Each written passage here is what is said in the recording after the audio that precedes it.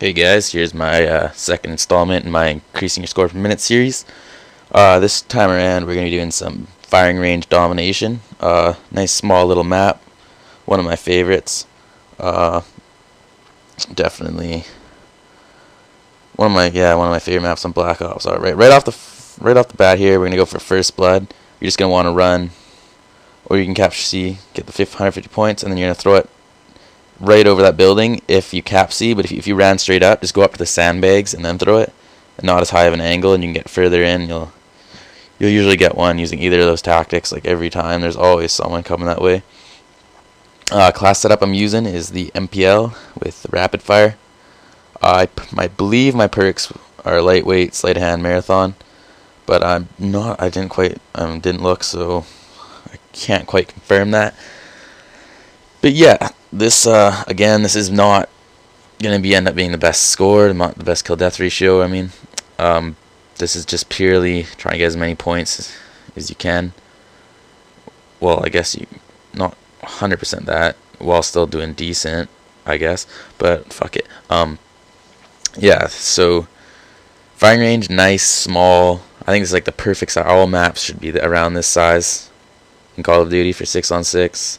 It's like maybe even a bit big in my opinion, even though it's probably the second smallest map in this game. Still could be a bit smaller for 6-on-6, which is what the game is designed around. But I don't know, it's not my decision. So yeah, this trailer here for firing range, this is like the one place I will go into to camp, I guess you could say. But you don't know where they're spawning. You need to get your bearings. Need to lie low for a bit, whatever it may be. This is a good spot to hang out in. It's got really nice sight lines. Fuck off.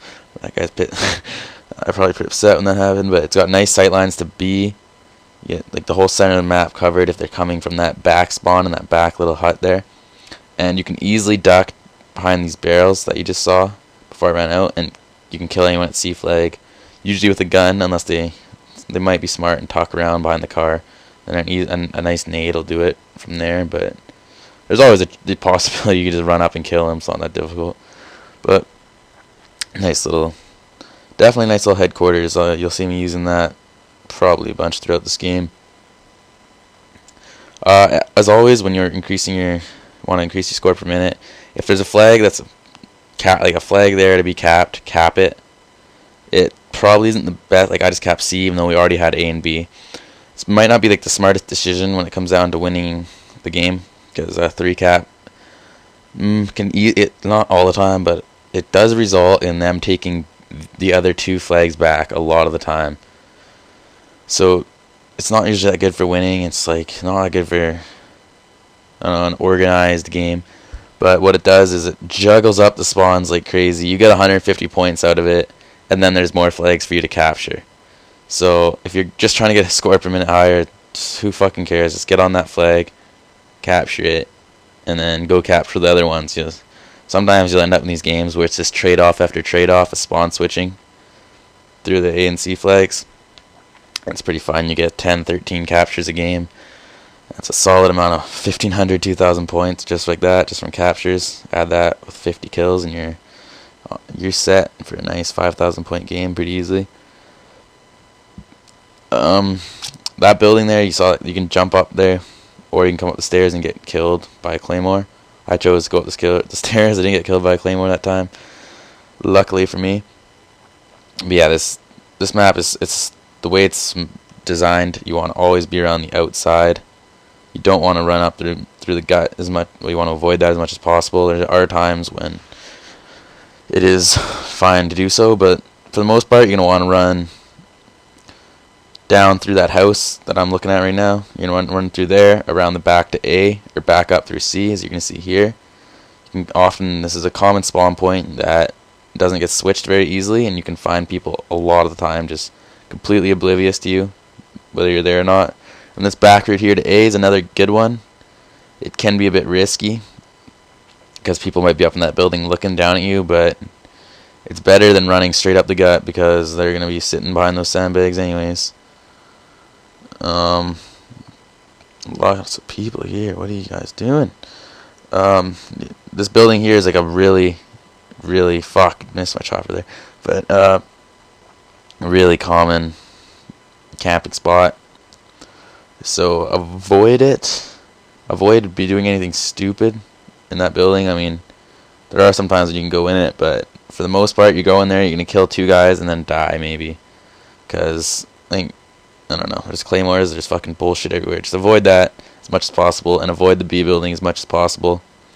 Stick to the outsides, and if you're gonna run through the middle, do it when you see the radar, and they're all in the back there. Just be smart, guys, and you'll figure this map out pretty easily. It's a fairly simple map. Pretty easy to figure out the spawns. As you see here again, they're spawning in the back. That's a really, really common spot. I think that's probably the main spawn point, regardless of what flag they have. So keep that in mind, because if you're ever they spawn there and they're coming up this tunnel, you'll get shot in the back over and over again if you're not anticipating the spawn. Luckily, Blackbird's up now, helping me out a lot, but I've been shot in the back countless times because you're expecting them to spawn somewhere else, and they'll spawn back there, and just, you gotta anticipate that one. But yeah, getting defends, getting caps, getting kills, that's what I'm doing now. Run around, the MPL, it's a beautiful gun, I love it. It's working for me, and yeah, just doing what I want to do, killing as many people, getting as many points as possible. And what's that guy? Come on, man, don't leave. Got some my RPGs out here, and on this map, yeah, I guess I should say submachine guns are definitely, they're probably not the way to go. As much as I like I kind of find, like, most people will say smaller map, it's close quarters, use a submachine gun. I kind of think the other way around. It's been like this in all my Call of Duties. I think on the smaller maps, assault rifles are the better way to go. On big maps, submachine guns are the way to go, because on little maps like this, there's going to be people camping and shit, and just, they're going to be using every sightline possible. Because they know how tight and hectic it is. They're going to want to use an assault rifle to counter. You're going to have to use an assault rifle to counter the campers. So, yeah, submachine guns on a bigger map, they can sneak around better. But yeah, anyways, that's the end of the game, guys. I believe that is 43-4. Or no, not 43-4, sorry. Like 43-16 or something like that with 4 caps. I can't really see the score, but yeah, it's like 3,500 points, 3,800 points, something like that. It's a good game, and yeah, hope you enjoyed. Like the video, subscribe.